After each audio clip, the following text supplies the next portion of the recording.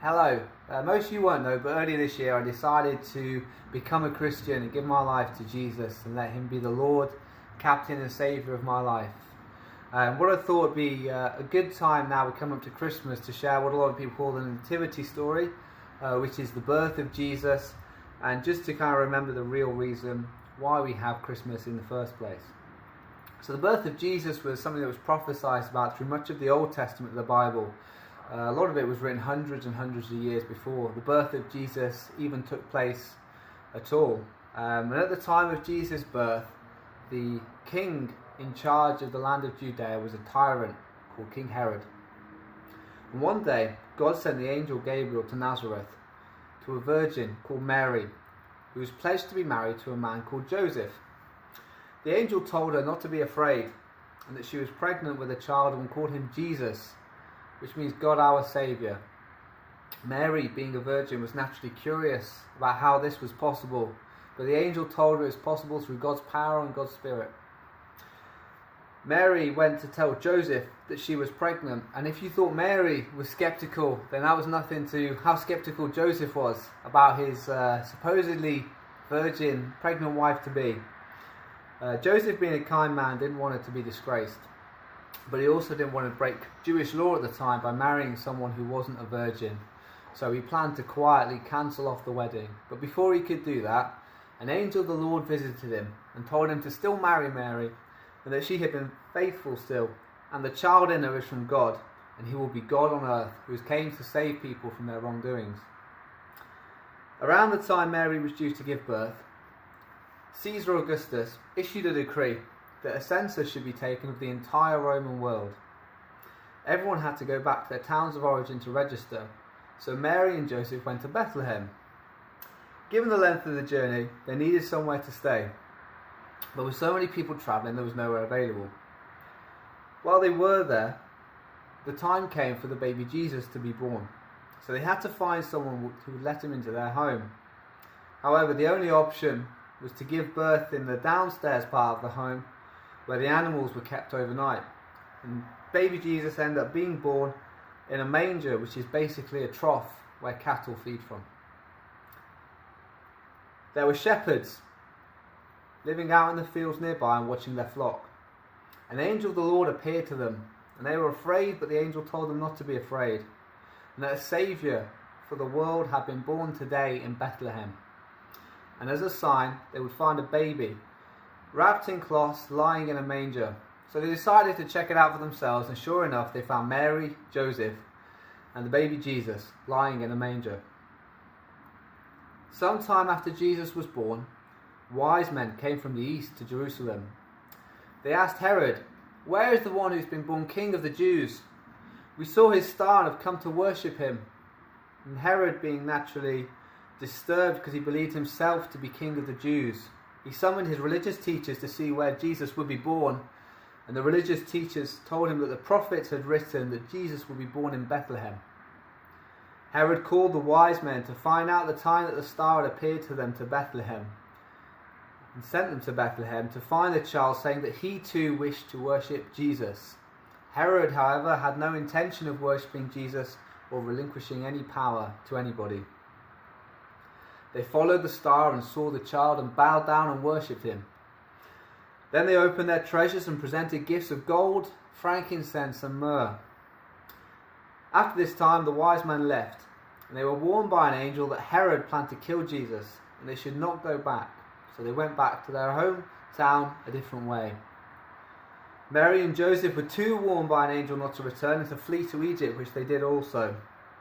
Now the story goes on, but I wanted to get back to the gifts of the wise men, also known as Magi. A lot of people believe that there were 3 wise men, although it's not actually clear from the Bible how many wise men there were. What is clear, however, is the gifts that they brought, which were gold, frankincense and myrrh.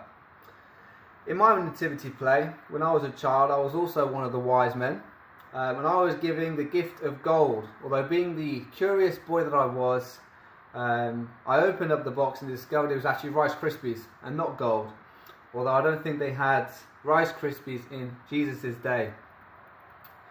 We all enjoy giving the gifts and receiving of gifts around Christmas time. But do any of you get that gift that you have to pretend to enjoy, or you're not really sure why someone would ever want to get that for you for a present? Sometimes it shows that people really just don't know you at all. And I think whenever that happens, besides saying thank you, you quite often just hope that they include a gift receipt so you can get something that you actually want.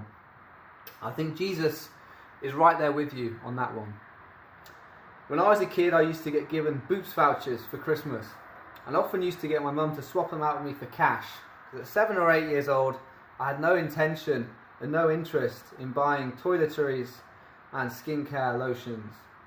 As a 2-year-old child, I don't think Jesus was too fussed about the gifts that he was given either.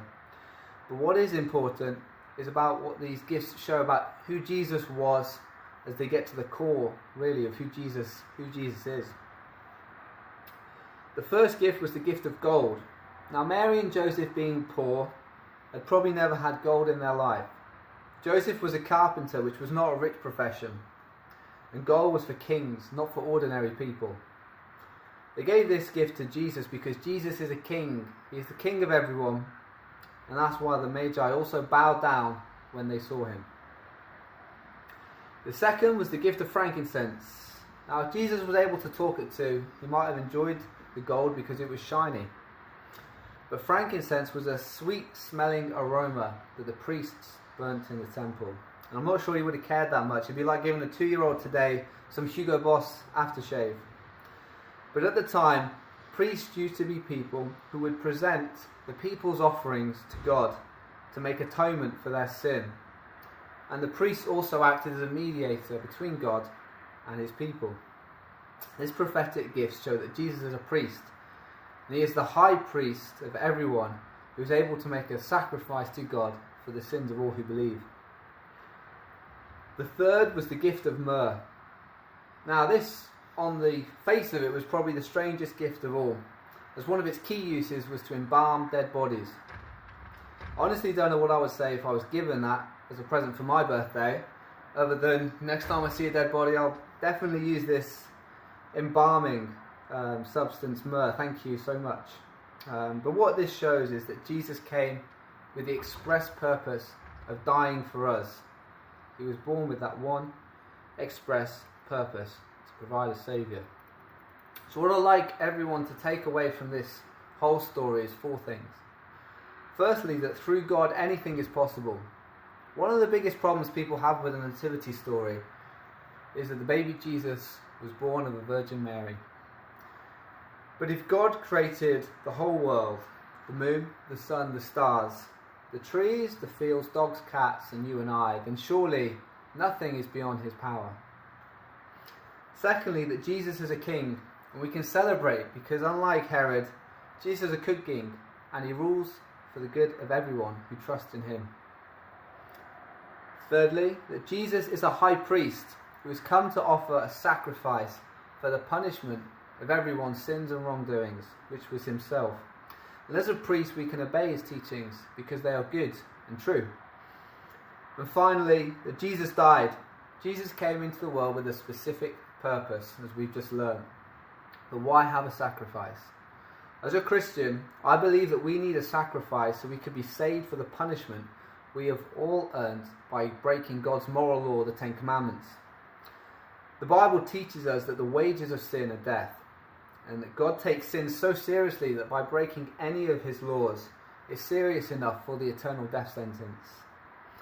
Jesus died to take that punishment for everyone who believes in him, turns from their sin and trusts him every single day. We can rejoice as this has already been done. The debt has been paid on the cross, and that, my friends, is the real reason why we celebrate Christmas. If any of you want to know more about the gospel and the good news, then please feel free to drop me a message, drop me a text. If you want to find out why I became a Christian, how I became a Christian as well, please just reach out, message me. It's very serious, and I wish you all a Merry Christmas.